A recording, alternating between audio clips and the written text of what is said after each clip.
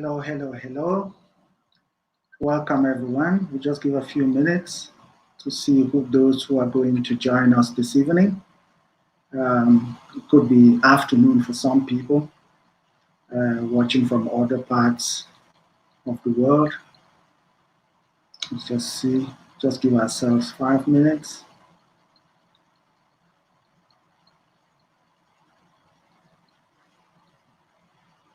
Give ourselves 5 minutes.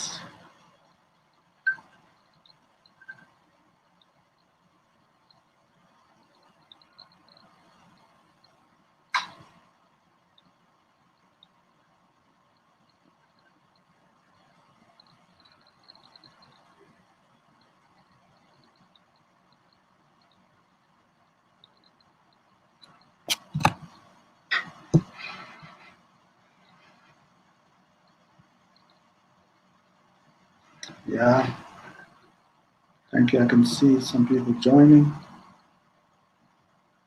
We'll start in another 1 minute, 30 seconds. Start in another 1 minute, 30 seconds.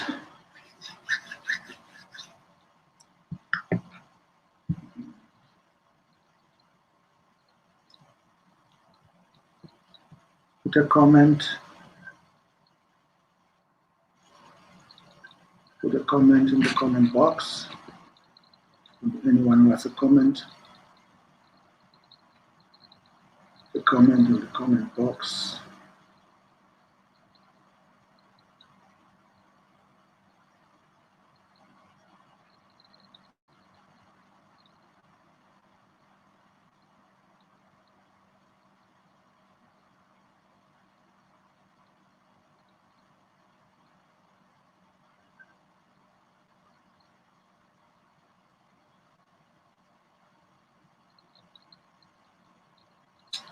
Okay, 30 seconds. We are starting 30 seconds. I'm just going to run another 30 seconds countdown, after which we will get it.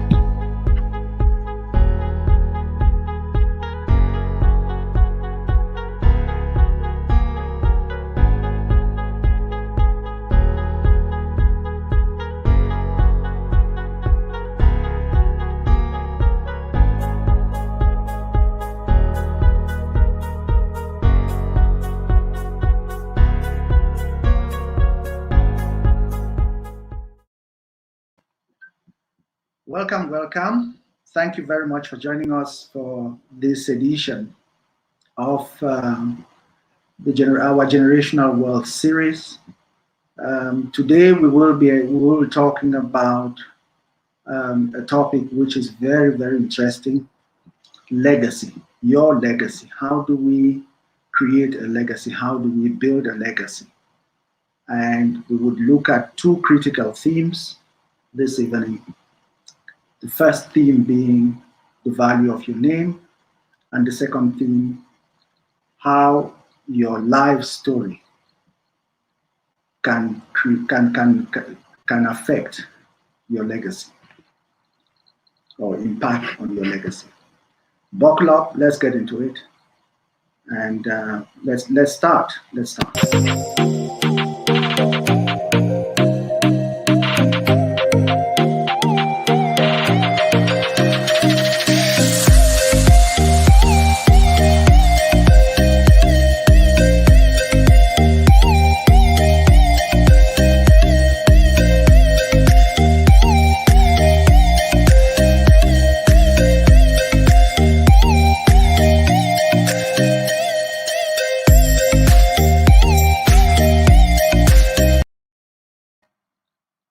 Thank you very much, and welcome. Thank you for joining us this evening. For those who are just joining, we thank you so much for your loyalty. We thank you for being with us every single week. Today, as I indicated earlier, we are going to be talking about our legacy, how we build our legacy. Two critical themes for this evening. The first one would be on the value of your name, And the second theme would be on how we use our names, how our life stories rather shape our legacy.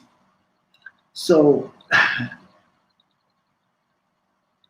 I would want to start this by just sharing a short story.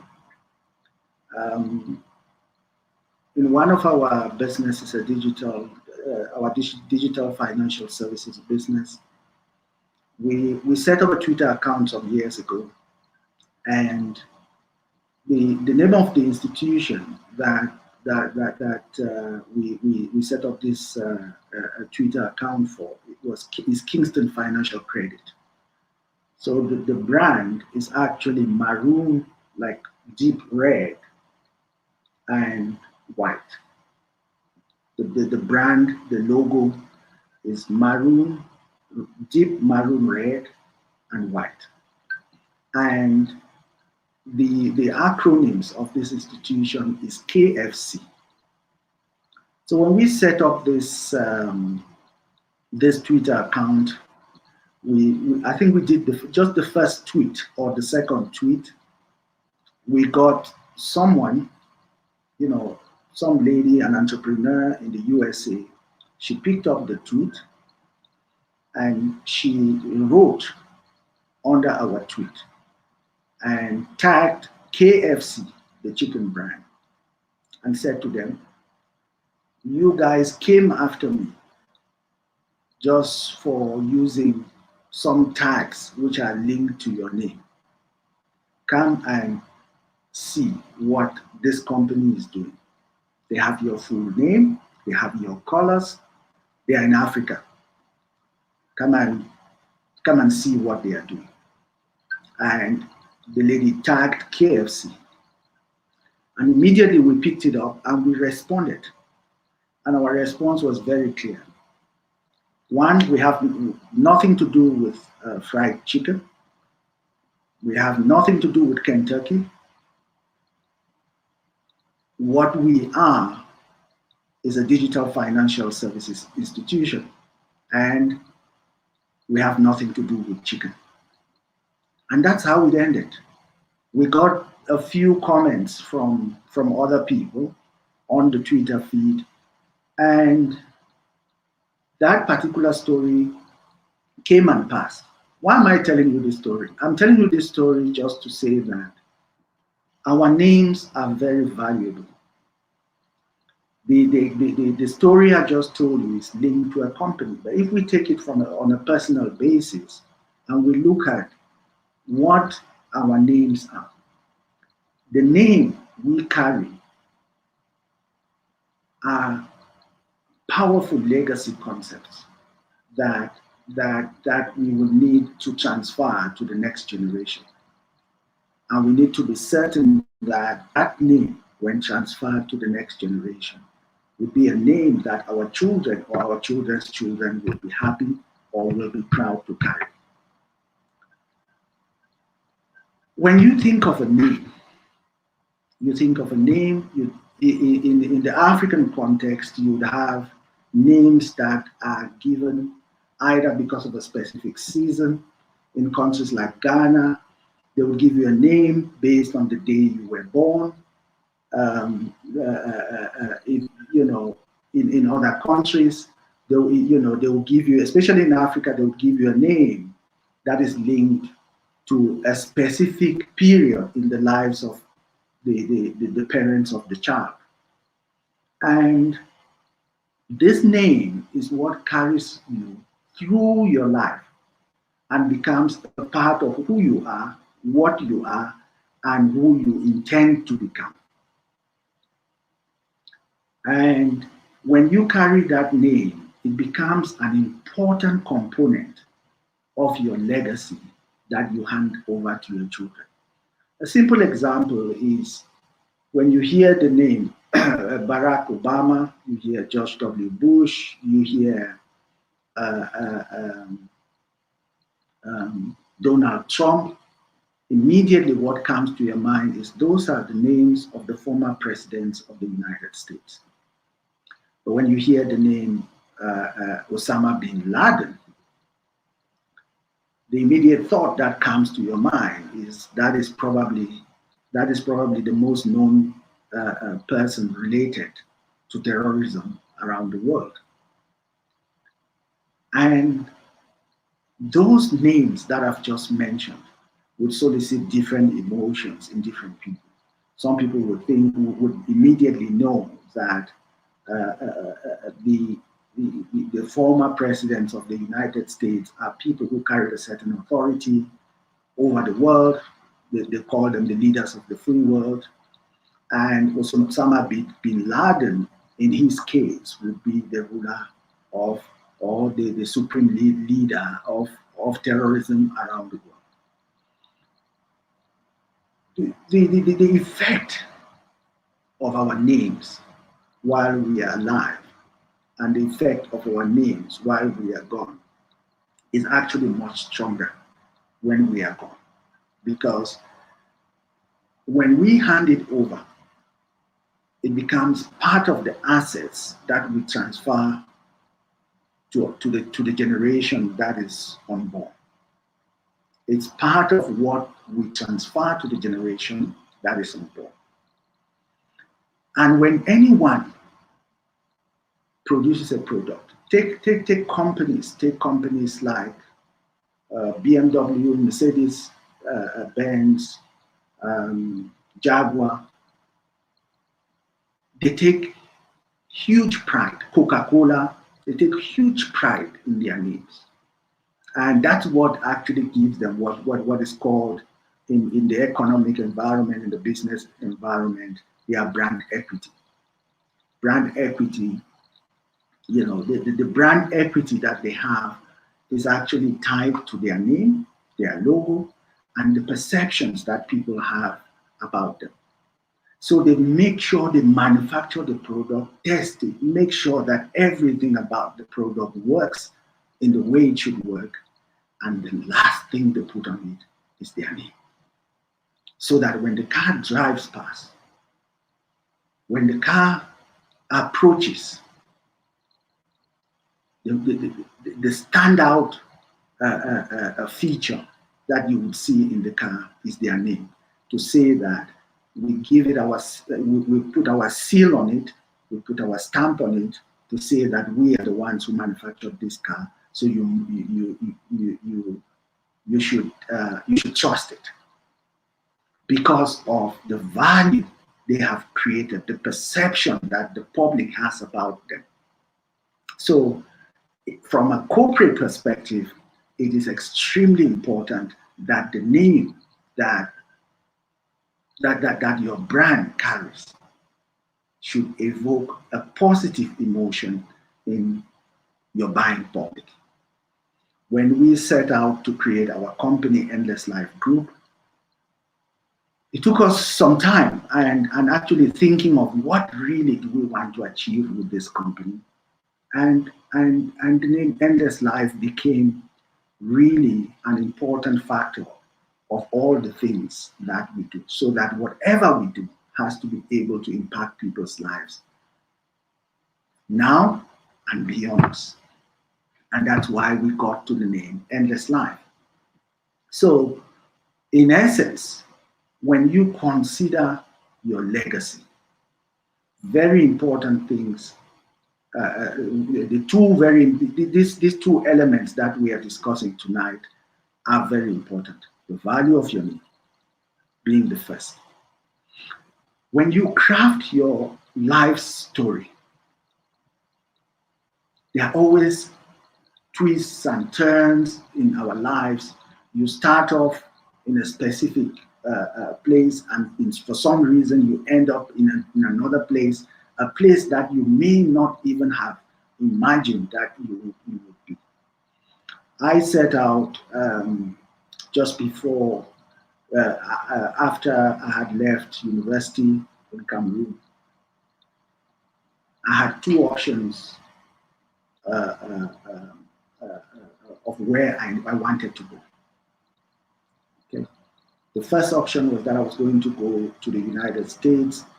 I had an admission in a college called Gardner Webb College. And the second option was that I was going to go to Holland in the University of Utrecht.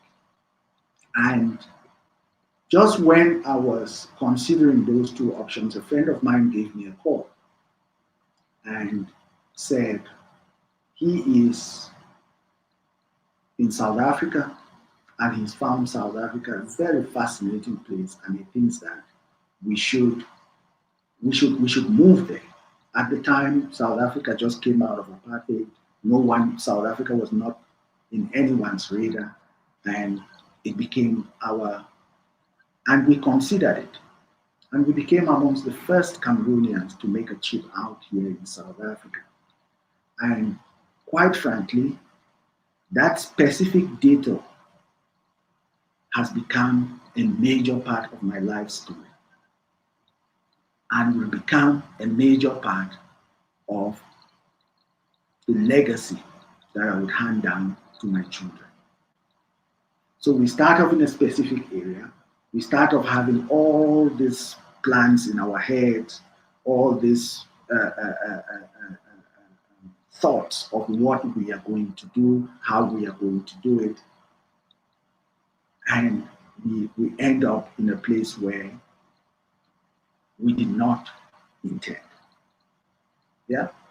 So as I was speaking, I shared with you the element of the value of your name.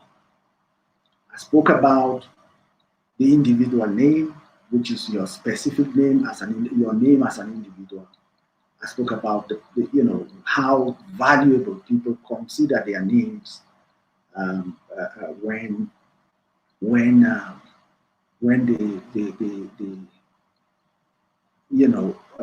they are looking at wealth transfer and legacy transfer to the next generation. And I would use this story as a transition into the aspect of how your life story can shape your legacy, and it's linked to the value of your name. So there was a man who lived in 1888 called Alfred Nobel, and he was a very, very powerful Swedish entrepreneur. And he was an inventor, he was an entrepreneur, he was a manufacturer. And he was sitting in a cafe in Paris once, and his brother just died in Sweden. He didn't know anything about it. But the headlines in the newspaper in France read the entrepreneur of death is dead, and they put his name. But in fact, the person who had died was a senior brother who was not Alfred but Ludwig. Why did the paper call him the angel of the entrepreneur of death? The paper called him the entrepreneur of death because he was the inventor and manufacturer of ballistics and dynamite that were used in the World War.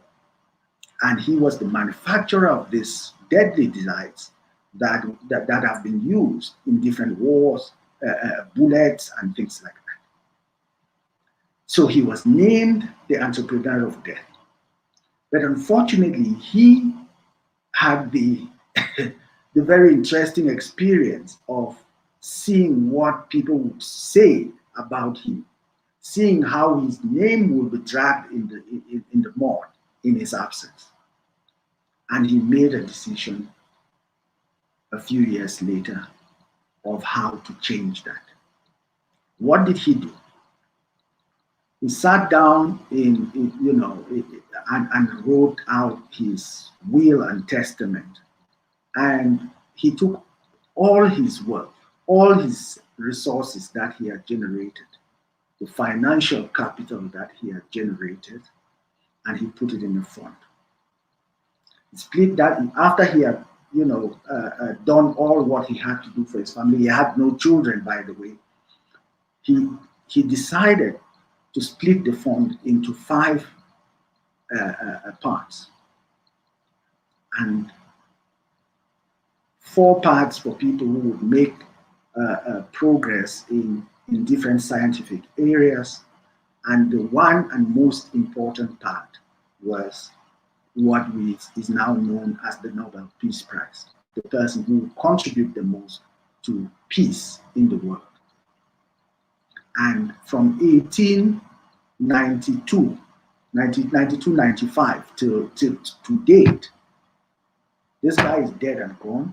His name is still being spoken about on an annual basis as the Nobel Peace Prize is issued to the 5 categories that he had selected and put in place for as part of his legacy. He used that newspaper clipping, that newspaper headline, to turn around all the negative publicity that surrounded his name. So I'm saying this just to get into the fact that there is a possibility, if the name we carry solicits negative emotions in our communities and amongst our friends.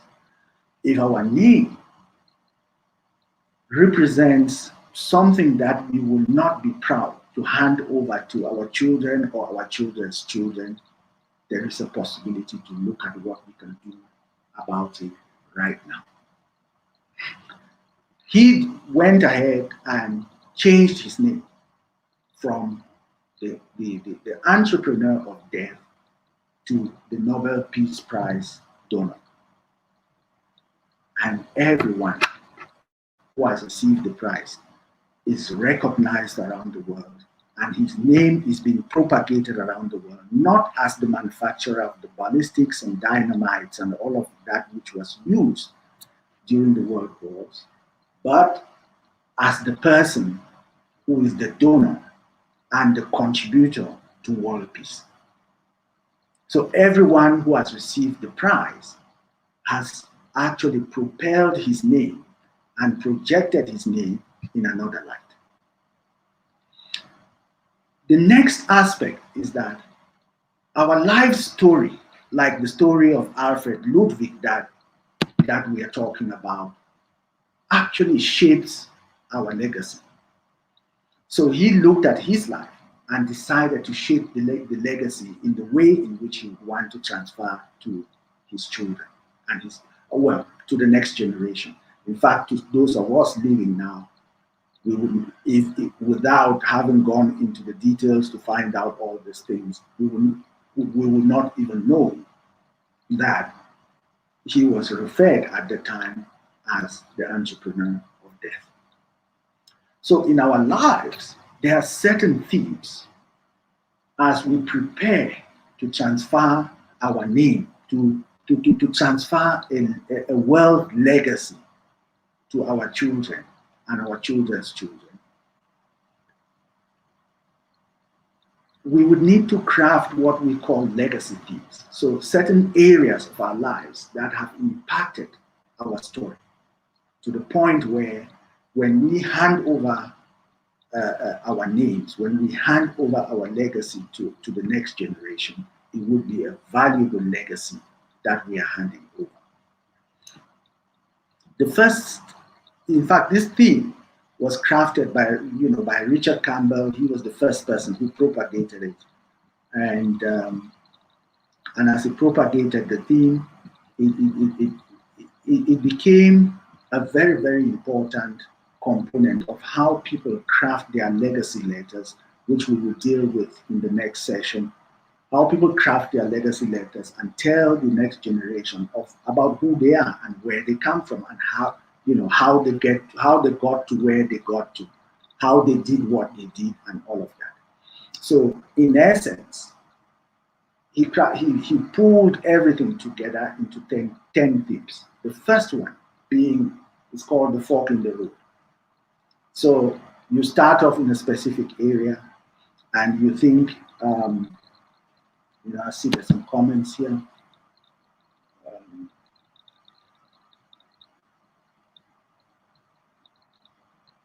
Okay, let's see a comment saying, legacy themes, impactful stories to hand over to the next generation. Yeah, so So the first one is the fork in the road. The fork in the road is actually to say that what are, you start off and you have a specific direction. I spoke to you about my journey, where I started off. I had to go either to the United States or to Holland to school, and I ended up in South Africa. It wasn't South Africa was not even a remote concept in my mind. Yeah, and when you prepare to craft this part of your story on the fork or the fork in the road, you have to consider if that something actually happened to you as a child, for example. What would have happened to you as a child which deviated you? For some people, you could have been living with your parents and maybe your parents died, and then you ended up leaving the city where you were and you ended up in another city. What happened to you as you grew up from childhood up to your adult life? Yeah. And sometimes it's also about the choices that we have made through our life. And you just have to go back and rethink them, look at the, the, the, the choices that you've made down the road and see how that could have diverted you from something else, from something that, or a path that you were on. The second legacy concept or the second legacy theme is about the family and yourself. You have to ask yourself the question, really, who are you? What's your family about? Which family do you come from? Yeah. What was it like growing up in your family? Is there one family member that stood out in your childhood that actually shaped the way you are right now? How did that person influence you? For me, I always say it's my older brother because he was like the life of the party every time, and he took all the beatings on our behalf and from our parents, and and he really impacted me. Unfortunately, he's not here today. Motumba is not here anymore, but there are times when I still have dreams as if we are going about doing the things we used to do when we were youngsters together. And that is well over 30 years ago. And so when you craft these legacy themes around what your legacy would look like, this factor is also very important because where you come from, your family, your interactions are extremely important. The other aspect of the theme is what is the meaning of wealth to you? Yeah.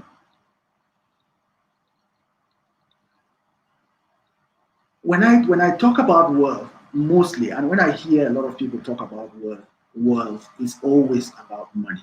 It's always about cash. Yeah. Money dominates our global culture. Yeah. Everywhere, money dominates our global culture. But the question that you have to ask yourself is that from your childhood, to adolescence through to adulthood, how did you view money? How do you view money in terms of financial security, financial capital? How did you view money? Yeah. What does money really mean to you? In this theme, you take your time and put all of this together and capture what it means to you. Is it a means of getting what you want? Is it a means of power? Is it safety? Is it freedom? You craft all of these things into your legacy, as one of your legacy themes. And the fourth one is about your life's work. What you have done from when you were a child, all the things you did, leading up to what you do right now, whether it's as a profession, whether you're a professional, you could be a medical doctor, a nurse, an engineer, a banker, a technology expert or whatever. You could be a professional sports person. How does your life's work impact who you are and who you would like your next generation to be? Has there been a dominant trait or profession that has attracted you, but you did not really end up there? Some people started off as doctors and ended as um, as lawyers. I was listening to this lady about, I think, last week. She went through medical school, graduated, started working as a doctor, and turned around and said, "You know what? This is really not what I want." And she went to law school and graduated as a lawyer. So, are there professions and skills and traits that you would have liked to be part of that you are not part of? And they are still attractive to you. The interesting thing about our era is that at this stage where we are in the world is actually changing and shifting.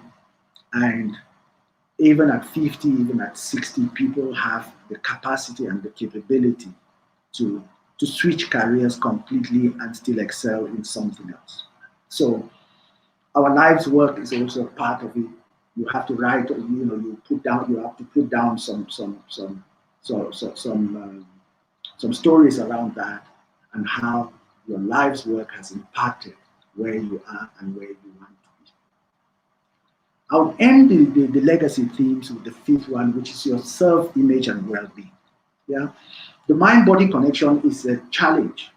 We all face this challenge in one way or another. Most of us may have faced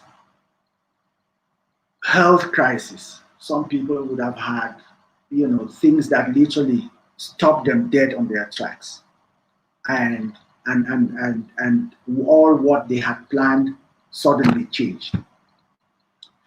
I know of girls that we went to school with who literally, because they fell pregnant, were kicked out of school, and they ended up not going back to school after giving birth, and their lives were diverted completely from there. So the self-image, well-being, health, and all those components affect the outcome of the legacy that we transfer. How has your emotional and your physical health affected your life till now? So you have to capture that. And then what has your emotional well-being been like interacting with people of different age groups, interacting with children, interacting with the younger generation, interacting with people who are much older than you? How has that affected you? How has that shaped you? Yeah. So in all of this, you would start to build up what, as I said earlier, what would become your legacy letter or your legacy story, which you will transfer to the next story, to the next generation. That story you capture, we will end up capturing it in a document, right? Some people will call it a will and last testament, but in fact, the element of a will is great, but a legacy letter to the generation still to born is actually a lot more softer. It's a lot more appealing. Even though you would still have a will, but a letter to the next generation telling them exactly who you are is a lot more appealing. I'm actually busy writing my dad's legacy letter. Um, I've spent some time interrogating him about it, and I'm just about completing it. I put out a challenge once, and someone tried to help, but she couldn't get through.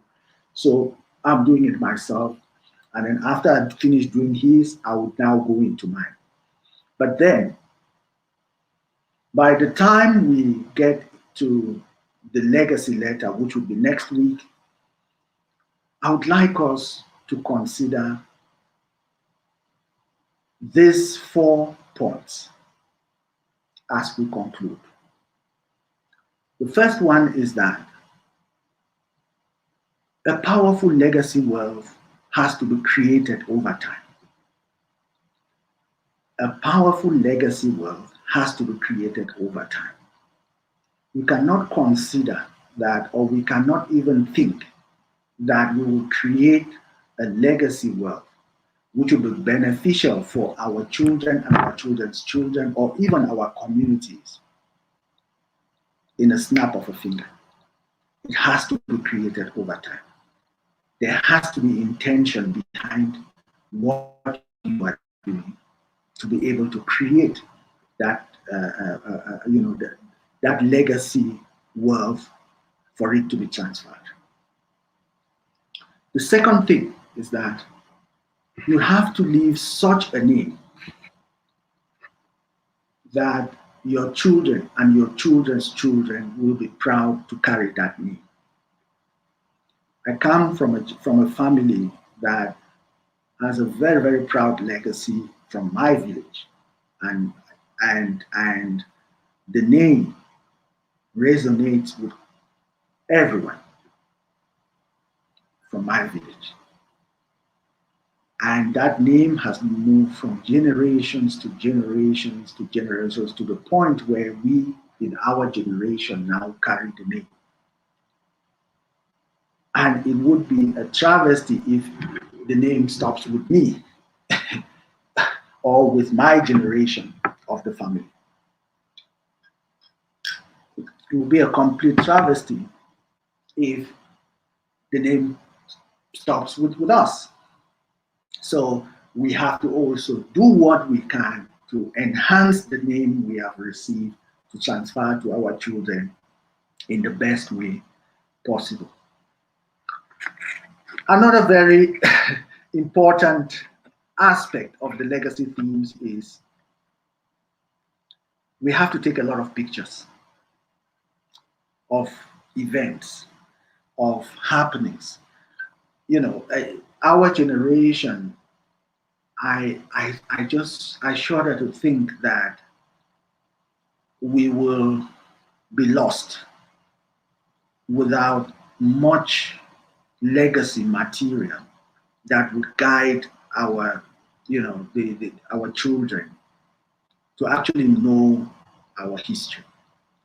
The biggest part of it, as an African, I come from Cameroon, is the fact that most of the young people in my generation left the country, and some of them actually swore never to come back because of how tough things became in the country. And the effects of that is that we end up having children who don't even know their roots. And they get lost in the midst of the global picture without knowing where they come from, who they are, what they, the family their parents come from. What they know is the environments in which they live. And it ends up becoming a bit of an emotional drag for the children and for the generations to come, because they're almost like they are not from the country where they are born. They are not from the country where their parents come from, so they are sitting in the middle of nowhere, really literally not having a country where they come from. So pictures are very important. Take as much pictures as possible. Unfortunately, or I don't know whether it's fortunately or unfortunately, at the moment we have a situation where most pictures are either stored in these devices. Most pictures are either stored in these devices or in tablets and things like that.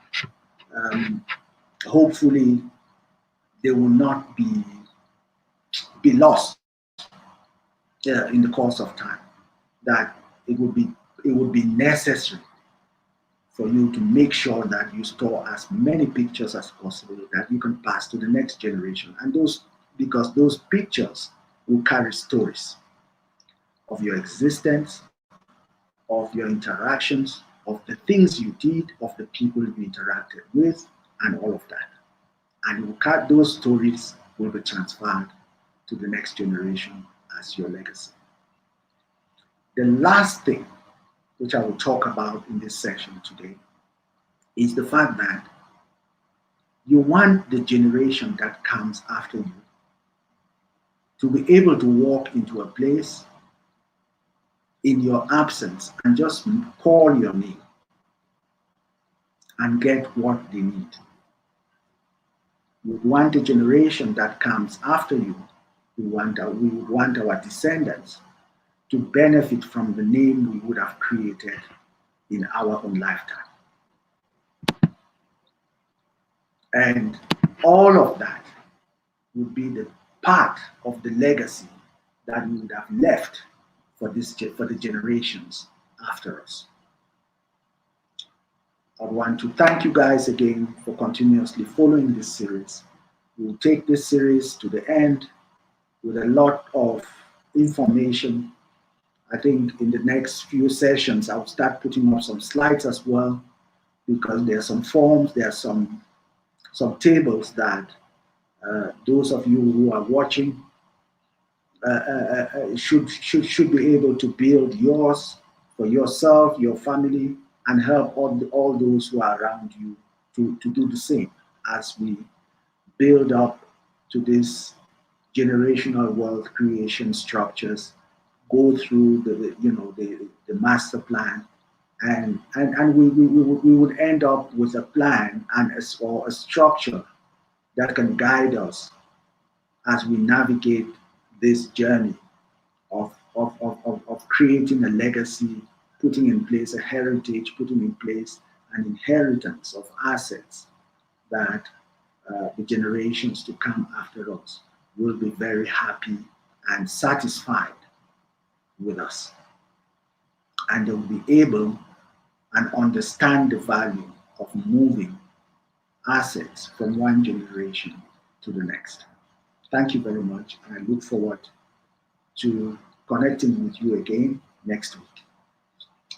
If you are connecting with us on YouTube, like and share. You are connecting with us on Facebook, like and share. You are connecting with us on LinkedIn, like and share. And put a comment. Let's have some conversations around these themes, because they are very, very important in the way in which we craft the future for the generations to come. Thank you very much, and enjoy the rest of your evening. Bye-bye.